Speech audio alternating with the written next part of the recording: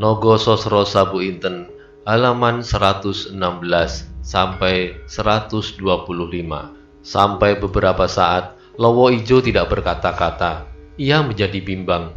Sebenarnya, lebih baik baginya untuk tidak menambah lawan. Apalagi seorang sakti seperti Ki Ageng Pandan Alas. Tetapi, untuk menolak permintaan Joko Soko pun akan mempunyai akibat yang tidak menyenangkan. Sebab ia tahu betul tabiat kawannya ini. Semua kehendaknya harus dapat terlaksana. Apalagi kalau ia sedang tergila-gila kepada seorang gadis. Bagaimanapun kejamnya Lowo Ijo, namun tak akan terlintas dalam pikirannya untuk berbuat demikian hanya untuk seorang gadis. Sebab ia sama sekali memang tidak pernah tertarik kepada gadis seperti itu. Baginya, gadis-gadis demikian hanyalah akan mempersulit dirinya saja. Lowo Ijo, seharusnya kau tidak usah takut pada Pandan Alas. Sebab Paman Pasingsingan tentu tidak akan tinggal diam andai kata Pandan Alas salah duga terhadapmu mengenai masalah ini. Sambung Joko Soko ketika Lowo Ijo lama tak menjawab. Mendengar desakan terakhir ini, Lowo Ijo tampak mengangguk-anggukkan kepalanya. Tetapi bagi mereka yang menyaksikan, anggukan kepala Lowo Ijo itu bagaikan melihat jatuhnya palu keputusan hukuman mati bagi mereka semua. Maka terjadilah kegemparan di antara mereka. Beberapa orang telah menangis merintih-rintih, minta diampuni dan diselamatkan jiwanya. Mereka bersumpah untuk tidak membuka mulut tentang peristiwa ini kepada siapapun. Beberapa orang lagi jatuh pingsan, dan yang lain menggigil ketakutan. Dalam keadaan yang demikian, terasalah kesetiakawanan mereka hancur lumat demi keselamatan masing-masing. Bahkan, ada di antara mereka yang sampai hati terang-terangan mengumpati gadis yang sama sekali tak bersalah itu. Dalam keributan itu, tiba-tiba gadis itu berdiri tegak, kepalanya terangkat dan dadanya menengadah. Lenyaplah kesan-kesan ketakutan dan kecemasan yang membayang di wajahnya. Dari mulutnya yang mungil itu, terdengarlah suara yang gemetar. Saudara-saudara seperjalanan, aku minta maaf kalau kehadiranku di antara saudara-saudara menyebabkan saudara-saudara menemui kesulitan. Tetapi ketahuilah bahwa orang ini tidak akan berguna membunuh saudara-saudara sekalian, sebab aku telah memutuskan untuk bunuh diri. Kemudian gadis itu berpaling kepada Maeso Jenar. Lalu katanya, Kisana, aku berterima kasih kepadamu atas usahamu menyelamatkan jiwaku. Tetapi lebih berharga jiwa dari sekian banyak orang, termasuk Kisana sendiri, daripada aku seorang. Karena itu, berikanlah keris itu kembali kepadaku. Sudah tentu Maeso Jenar tidak dapat berpangku tangan menyaksikan semua itu terjadi. Ia telah berjanji kepada dirinya sendiri mengabdikan diri bagi kedamaian hati rakyat dan kemanusiaan. Sebab dengan demikian, ia telah mengabdikan dirinya pula kepada tanah tumpah darah dan kepada Tuhan Yang Maha Esa. Maeso Jenar sangat terharu mendengar ucapan gadis yang menyediakan diri sebagai tumbal keselamatan sekian banyak orang. Tetapi belum lagi ia sempat menjawab, terdengar suara Joko Soko. Perantau tolol, jangan kau serahkan kepadanya, supaya aku selamatkan jiwamu. Berikan saja keris itu kepadaku. Tetapi Maeso Jenar sudah mendapat suatu ketetapan. Apabila ketika ia mendengar bahwa Joko Soko akan membunuh semua orang yang ada hanya untuk merampas seorang gadis, sedangkan gadis itu sendiri sama sekali tidak menghendakinya. Karena itu, dengan sikap seekor banteng, Maeso Jenar melangkah, lalu berdiri di antara gadis yang pucat itu. Wajahnya memancarkan kebulatan tekadnya apapun yang akan dihadapi. Meskipun ia harus melawan Joko Soko dan Lowo Ijo sekaligus. Dengan tenangnya pula, ia menjawab kata-kata Joko Soko. Joko Soko yang dikenal sebagai seorang bajak laut yang menakutkan. Buat apa aku mengharap kau membebaskan jiwaku, kalau aku terpaksa bergubur di tengah-tengah hutan Tambakbaya ini? Karena aku membela kebenaran, aku sama sekali tidak akan menyesal. Karena itu, selagi aku masih bernafas, kau tak akan dapat menyentuh gadis yang belum aku kenal sebelumnya ini. Jawaban Maeso Jenar ini hebat akibatnya. Muka Joko Suko segera berubah menjadi merah membara, dibakar oleh kemarahannya. Kalau tadi ia melihat orang itu dapat bergerak begitu cepat, baginya bukanlah ukuran bahwa orang itu cukup berharga untuk dilawannya. Apalagi sebelum itu, perantau tolol itu telah melawannya bersama-sama dengan ketujuh orang pengawal dan sama sekali tak menunjukkan keistimewaan apa-apa. Meskipun demikian, dalam hati Joko Suko mengakui bahwa orang itu benar-benar orang tolol yang berani. Selain itu, kata-kata Maeso Jenar ternyata mempunyai akibat yang mengejutkan pula terhadap para pengawal. Dengan tak terduga sama sekali, pemimpin pengawal yang telah agak lanjut usia itu tiba-tiba meloncat ke samping Maeso Jenar. Dengan penuh tanggung jawab ia berkata, "Joko Suko, aku pun pernah mendengar kebesaran namamu, dan sekarang aku sempat menyaksikan pula. Bahkan sekaligus aku dapat mengetahui betapa biadabnya bajak laut dari Nusa Kambangan ini. Karena itu, bagaimana aku berani berlagak di hadapanmu? Tetapi karena kali ini aku sedang dibebani oleh suatu tanggung jawab, maka bersama-sama perantau yang belum aku kenal ini, aku bersedia menjadi Banten." Apa artinya sisa umurku yang tinggal beberapa tahun lagi kalau dilumuri oleh suatu pengkhianatan akan tugas yang dibebankan di pundakku? "Cukup," potong Joko Suko. Tetapi suaranya terputus sampai sekian karena getaran kemarahannya. Wajahnya menjadi semakin merah, giginya gemeretak, sedangkan matanya seolah-olah memancarkan api, seperti perapian yang masih menyala-nyala. Apalagi ketika dilihatnya kesembilan pengawal yang lain pun tiba-tiba serentak berdiri dengan teguhnya menggenggam senjata masing-masing dengan demikian eratnya. Seakan-akan teguhnya ingin mengatakan bahwa gugurlah mereka dalam tugasnya dengan senjata di tangan. Tetapi kembali terjadi hal yang sama sekali tak diduga-duga.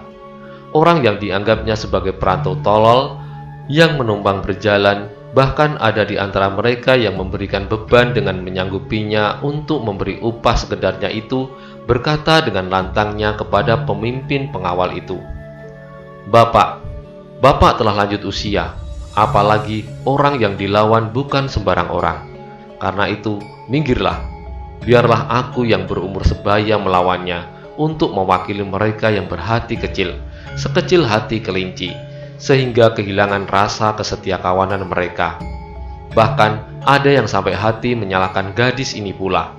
Tetapi karena aku tidak sepantasnya mempergunakan keris sigar penjalin milik seorang sakti ini, baiklah, keris ini aku titipkan kepadamu. Janganlah gadis ini diberi kesempatan untuk bunuh diri sebelum kita semua binasa.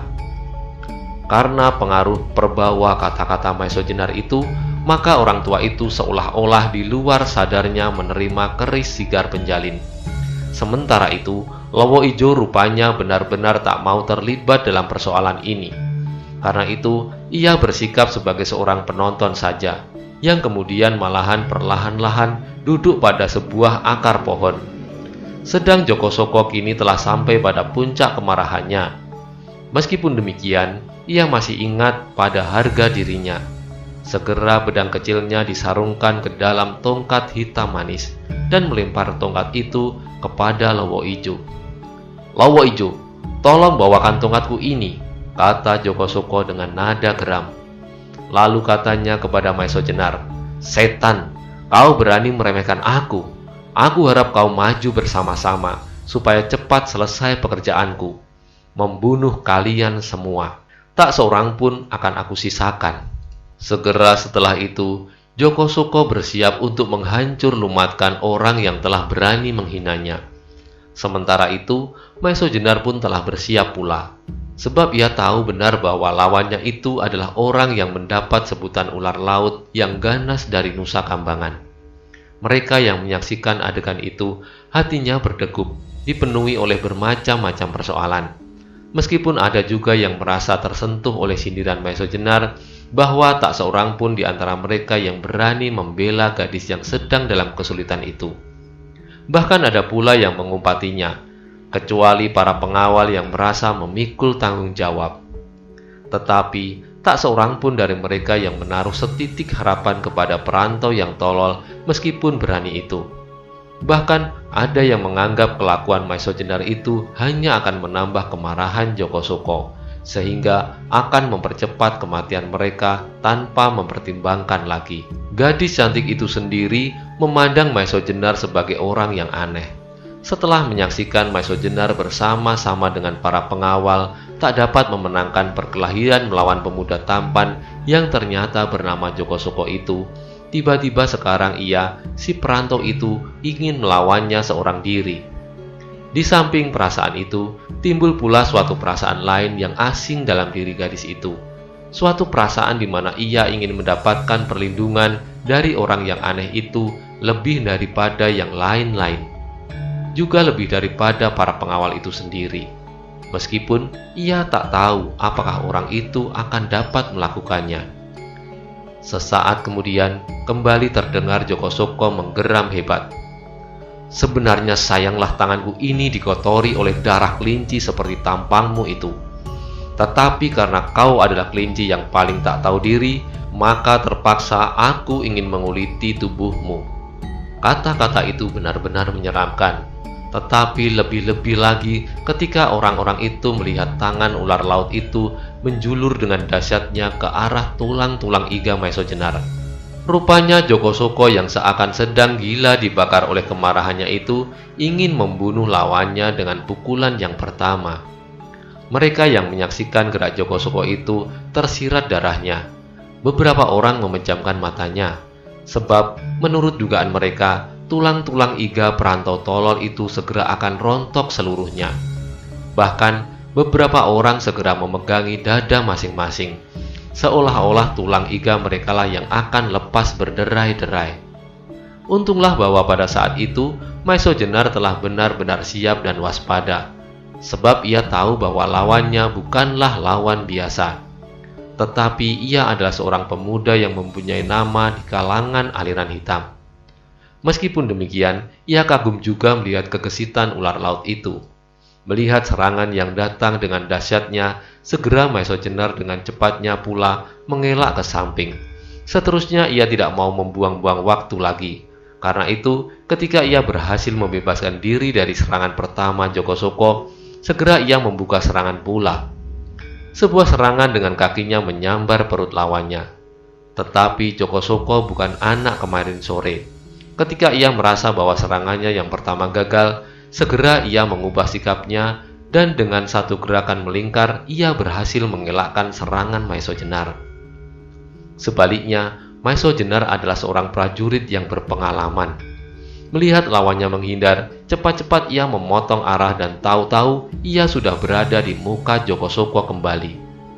Sekaligus menyerang dengan tangkasnya ke arah leher lawannya. Joko Soko menjadi terperanjat bukan buatan. Apalagi sebelumnya ia memandang orang itu sebagai seorang yang tak berarti meskipun mempunyai cukup keberanian. Dengan demikian, kewaspadaannya jadi berkurang. Karena itu, ketika dengan tak diduganya sama sekali lawannya itu dapat bergerak dengan lincahnya, ia tidak sempat mengelakkan diri. Mau tidak mau, ia harus melawan serangan itu dengan sebuah pertahanan yang rapat. Kalau ia tidak mau binasa. Karena itu, terjadilah suatu benturan yang dahsyat. Maiso Jenar telah mempergunakan sebagian besar tenaganya, sedangkan Joko Soko pun telah mengerahkan kekuatannya pula. Akibatnya adalah hebat sekali. Tubuh Maiso Jenar bergetar hebat dan ia terdorong surut ke belakang. Joko Soko pun terlempar beberapa depa, dan kemudian meski sudah berusaha, ia tak berhasil menguasai keseimbangan tubuhnya. Sehingga ia jatuh beberapa kali berguling, barulah ia berhasil meloncat tegak kembali. Mengalami hal ini, dada Joko Soko serasa akan pecah. Darahnya mendidih dan menggelegak sampai kepala. Ia sama sekali tidak mengira bahwa lawannya yang dalam pandangannya semula tidaklah lebih dari seekor kelinci yang tidak tahu diri itu, ternyata memiliki tenaga yang demikian dahsyatnya. Karena itu, matanya menjadi semakin menyala. Taulah Joko Soko sekarang, kenapa tadi ia sama sekali tidak berhasil membunuh seorang pun dari para pengawal yang mengeroyoknya. Rupanya orang ini tidak saja kebetulan menubruk kawan-kawannya, melemparnya dengan pasir pada saat tepat tongkatnya hampir menyambar korban, kemudian jatuh bergulingan menimpa beberapa orang yang dadanya hampir rontok oleh tongkatnya. Hal itu pastilah disengaja untuk menyelamatkan para pengawal itu, sebab ternyata bahwa orang itu mempunyai kepandaian yang luar biasa. Maiso Jenar sendiri terkejut pula mengalami benturan itu. Ternyata tenaga Joko Soko pun dahsyat, sehingga ia tergetar surut. Dalam hal ini, Maiso Jenar sadar bahwa Joko Soko terlalu menganggapnya tak berarti, sehingga apabila Joko Soko sungguh-sungguh menggempurnya dengan segenap kekuatan dan ilmunya, maka keadaannya pasti akan lain. Bahkan mungkin keadaannya akan berimbang. Sesaat kemudian, baik Joko Soko maupun Maiso Jenar telah mempersiapkan diri kembali untuk memulai perkelahian. Mereka berdua sadar bahwa kekuatan mereka tidak terpaut banyak. Maka, kunci kemenangan dari pertempuran ini terletak dalam kepandaian serta keprigelan mereka membawakan diri dalam keadaan-keadaan yang genting. Sebentar kemudian, perkelahian itu segera mulai kembali dengan sengitnya. Cara berkelahi Joko Soko itu benar-benar seperti ular, melingkar, melilit lawannya, dan mematu dengan jari-jarinya demikian dahsyatnya.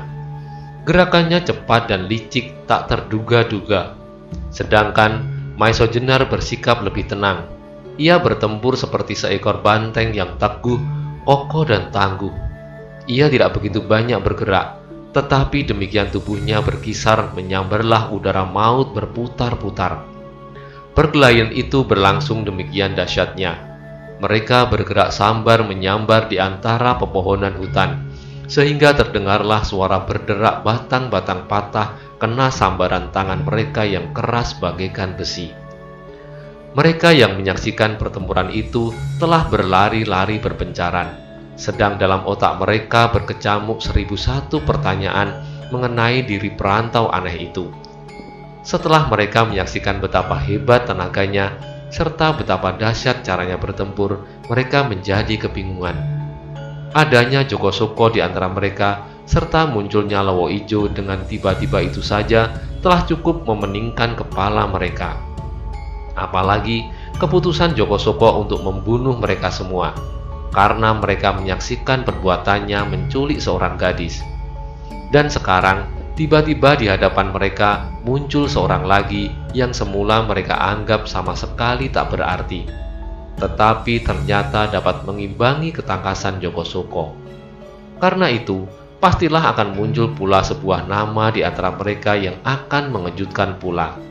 Nama orang yang mereka sangka perantau tolol itu. Di saat yang demikian tegangnya, di mana berputar-putar udara yang bernafaskan maut, pecahlah fajar di ujung timur. Cahayanya yang kuning kemerah-merahan melimpah ke persada bumi yang dipenuhi oleh segala macam pertentangan. Pertentangan-pertentangan yang mudah diselesaikan, pertentangan-pertentangan yang sulit diselesaikan, bahkan kadang-kadang terdapat pertentangan-pertentangan yang tak mungkin dipecahkan.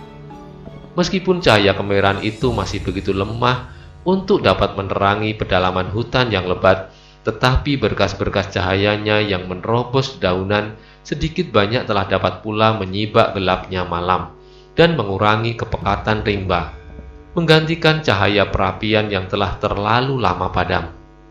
Maka, makin lama semakin tampak jelaslah dua bayangan yang sedang mati-matian mengadu tenaga itu. Sementara itu, Lowo Ijo telah mengikuti pertempuran itu dengan seksama. Di dalam hati, ia memuji juga keuletan Joko Soko yang pada akhir tahun ini akan bersama-sama mengadakan semacam pertandingan dengan beberapa orang lainnya, termasuk dirinya. Diam-diam, ia merasa mendapat keuntungan dengan kejadian itu. Sebab dengan demikian, ia dapat mengetahui kekuatan dan kelemahan Joko Soko yang pada akhir tahun ini pasti akan menjadi salah seorang lawannya yang berat. Karena itu, sejak pertempuran berkobar, perhatiannya terikat pada setiap gerak Joko Soko. Tetapi setelah pertempuran itu berlangsung agak lama, Lowo Ijo menangkap gerak-gerak yang menarik perhatiannya dari lawan Joko Soko.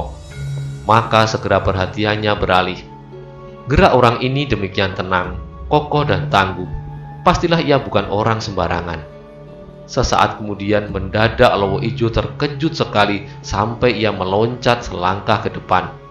Matanya dengan tajamnya mengawasi setiap gerak Maesha Jenar sampai matanya seolah-olah mau meloncat dari kepalanya.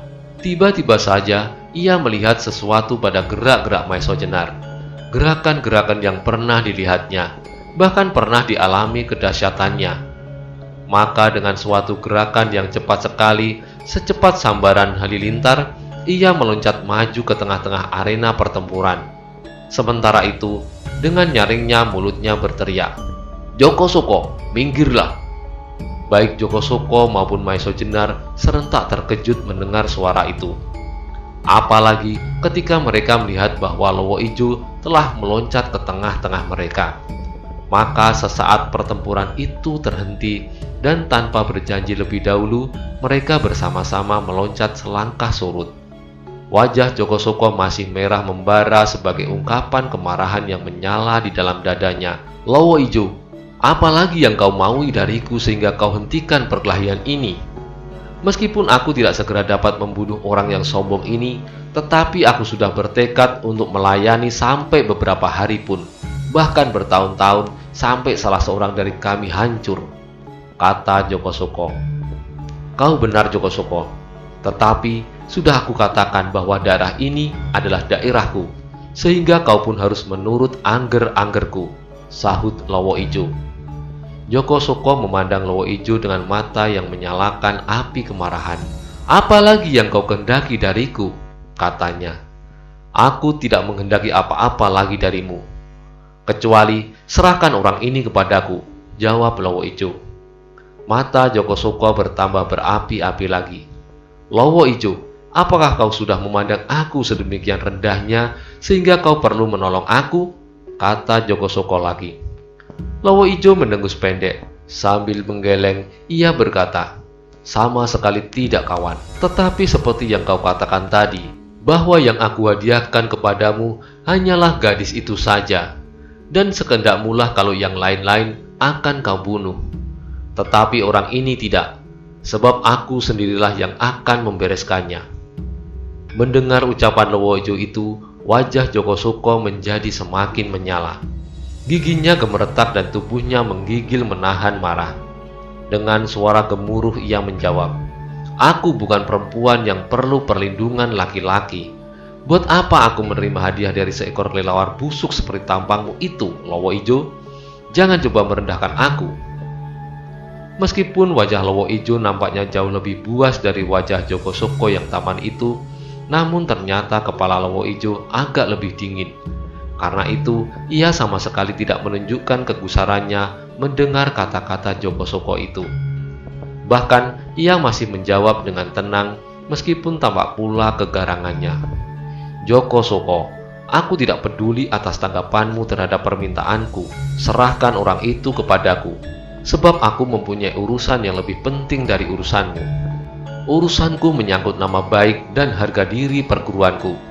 Sedang urusanmu hanyalah urusan perempuan itu saja." Oleh keterangan Lowo Ijo yang terakhir itu, nyala kemarahan Joko Soko menjadi surut. Sedang pancaran matanya yang berapi-api itu pun segera redup dan membayangkan keheranan. Tanyanya kemudian, "Kau katakan bahwa kau mempunyai urusan dengan orang ini, perkara perguruanmu?" Lowo Ijo mengangguk. Joko Soko menjadi bertambah heran. Dan tanpa sengaja ia memandang Maesha Jenar. Baru sekarang ia memperhatikan lawannya itu dengan seksama. Tubuhnya tegap kekar, dadanya bidang. Meskipun ia berwajah lunak, tetapi pandangan matanya mencerminkan kecemerlangan pribadinya. "Pantas bahwa aku tak dapat menjatuhkannya. Siapakah orang ini?" pikir Joko Soko. Pertanyaan itu demikian saja meluncur dari mulut Joko Soko. Dan sekaligus semua telinga yang berada di sekitar arena itu segera memperhatikan. Sebab pertanyaan yang demikian itu timbul pula di setiap hati orang yang menyaksikan pertempuran itu. Bahkan di antara mereka telah timbul harapan baru setelah mereka menyaksikan krida orang yang mereka anggap tidak lebih dari seorang perantau. Lebih-lebih, sepasang suami istri yang telah merasa terlanjur menyuruh orang itu membawakan beban mereka. Maka semua perhatian pada saat itu tertambat pada mulut Lowo Ijo yang akan menjawab pertanyaan Joko Soko. Sementara itu, terdengarlah Lowo Ijo tertawa pendek. Kemudian barulah ia menjawab, "Joko Soko, jangan kau terkejut kalau aku mengucapkan nama orang ini. Ia adalah orang yang telah membunuh adik seperguruanku kemarin lusa, Watu Gunung. Dan yang tidak akan pernah aku lupakan, orang ini pernah pula melukai bagian dalam dadaku." Berdebarlah setiap jantung mereka yang mendengar kata-kata ini. Pastilah orang ini bukan orang sembarangan. Tidak terkecuali Joko Soko. Sudah sejak lama ia mengenal Lowo Ijo, dan pernah pula ia berkelahi melawan orang ini. Tetapi tak pernah salah seorang dari mereka berdua dapat mengatasi yang lain. Kalau orang ini pernah melukai Lowo Ijo, pastilah ia memiliki kesaktian yang tinggi. Kemudian terdengarlah Lowo Ijo melanjutkan kata-katanya. "Sayang bahwa ia tidak bersikap perwira. Ia menyerang aku pada saat aku sedang meloncat turun dari atas gedung perbendaharaan Istana Demak." Hati Maiso Jenar melonjak mendengar sindiran Lowo Ijo. Ia sama sekali tak mau menerima keterangan itu, sebab pada saat ia menyerang Lowo Ijo, ia sedang berusaha untuk melindungi Gajah Alit yang justru diserang oleh Lowo Ijo dengan sikap yang tidak perwira. Kecuali Lowo Ijo tidak menyerang dari depan, juga pada saat itu Gajah Alit sedang dikerubut oleh 3 orang. Tetapi meskipun demikian, ia tidak merasa perlu melayani fitnah itu. Karena itu, ia diam saja. Dalam pada itu, Joko Soko pun segera teringat bahwa memang Lowo Ijo pernah bercerita kepadanya tentang luka yang dideritanya pada saat ia berusaha memasuki gedung perbendaharaan di Demak. Karena itu, sebelum Lowo Ijo menyebut nama Maiso Jenar, ia mendahului berteriak, "Lowo Ijo, kalau demikian, inikah orangnya yang bernama Maiso Jenar dan bergelar Ronggo Tojoyo yang terkenal itu?" Mendengar nama itu, tergetarlah perasaan mereka yang pernah mengenal kebesarannya. Lebih-lebih para pengawal dan para pedagang yang datang dari pesisir utara. Tetapi dalam pada itu, dalam dada masing-masing terbesitlah semacam harapan baru yang menjadi semakin teguh, bahwa jiwa mereka akan tertolong. Karena itu, menjadi semakin besarlah hati mereka. Selain itu, para pengawal kemudian telah bersiap pula terjun ke dalam pertempuran seandainya Lowo Ijo dan Joko Soko akan bersama-sama menyerang Ronggo Tojoyo. Tetapi rupanya Lowo Ijo tidak akan berbuat demikian. "Joko Soko, karena itulah aku minta kerelaanmu untuk membuat perhitungan dengan Ronggo Tojoyo ini. Sebab aku mempunyai dugaan bahwa ia pun sedang mencari aku. Maka sebaiknya kami tidak menyia-nyiakan pertemuan ini," kata Lowo Ijo. Sekarang, setelah mengerti persoalannya, Joko Soko tidak lagi merasa direndahkan oleh Lowo Ijo. Ia pun menganggap bahwa sikap Lowo Ijo yang demikian itu adalah wajar. Karena itu, ia menjawab, "Sekehendakmu lah Lowo Ijo, sebab daerah ini adalah daerahmu. Tetapi urusan gadis itu akan tetap menjadi urusanku, meskipun aku akan menunggu sampai kau selesai. Kalau kau tidak berhasil dalam usahamu untuk membalaskan dendam adikmu, aku akan juga membuat perhitungan dengan orang ini. Sebab ia dengan sengaja telah mempermainkan aku ketika ia bersama-sama dengan para pengawal yang mengerubut aku." "Bagus, sekarang minggirlah," desis Lowo Ijo. Sesudah itu, maka Lowo Ijo menghadap ke arah Maiso Jenar. Matanya yang sudah memancarkan kekejaman serta kebengisan itu menjadi bertambah mengerikan. "Tohjoyo, bersiaplah, aku akan membuat perhitungan," ujar Lowo Ijo geram. Maiso Jenar tak menjawab sepatah kata pun. Mulutnya terkatup rapat. Tetapi ia maju beberapa langkah mendekati Lowo Ijo dengan sikap yang meyakinkan dan penuh kepercayaan pada diri sendiri. Sementara itu, langit telah menjadi semakin cerah. Angin pagi yang bertiup lambat-lambat menggoyangkan daun-daun pepohonan dan membuat suara berdesir di antara cabang-cabangnya.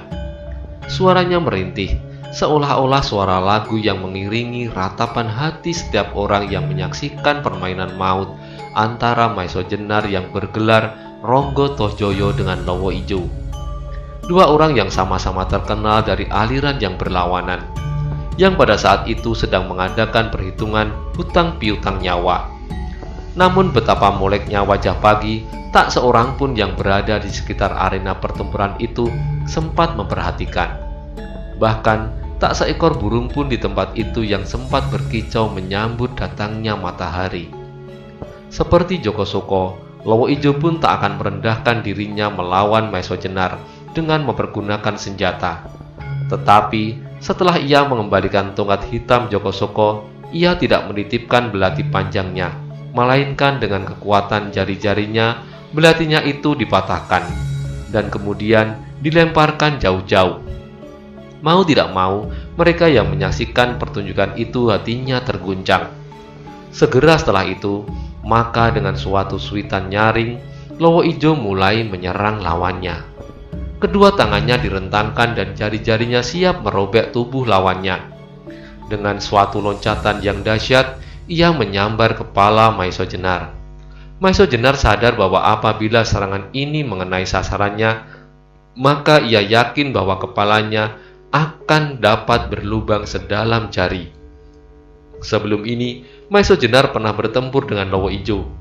Karena itu, ia tidak dapat mengira-ngirakan kekuatannya. Meskipun ia yakin bahwa selama ini pastilah Lowo Ijo telah mendapat tambahan yang tidak sedikit. Melihat serangan Lowo Ijo yang dahsyat itu, segera Maiso Jenar merendahkan dirinya. Tetapi sekaligus dengan tangannya, ia menyerang perut lawannya dengan 4 jari. Sebenarnya Lowo Ijo sadar bahwa serangannya yang pertama pasti tak akan mengenai sasarannya.